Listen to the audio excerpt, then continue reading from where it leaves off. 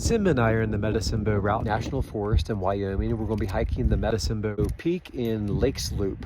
So it should be an awesome time. It's absolutely gorgeous out here. So sit back, relax, enjoy the tour, and we'll see you on the other side.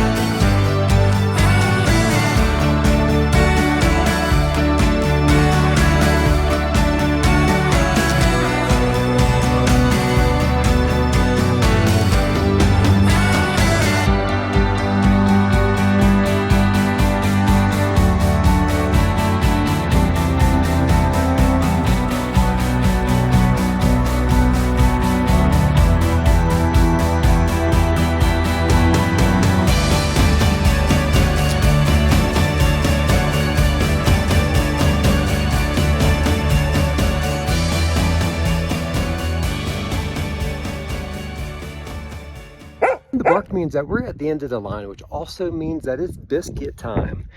That was a good hike, bud. That was over 7 miles. Good job. We hope that you enjoyed the tour. Be sure to like and subscribe, and remember, your support goes directly to Simba's Hikes for Biscuits Fund, where your likes can turn into big, big biscuits for Simba. We'll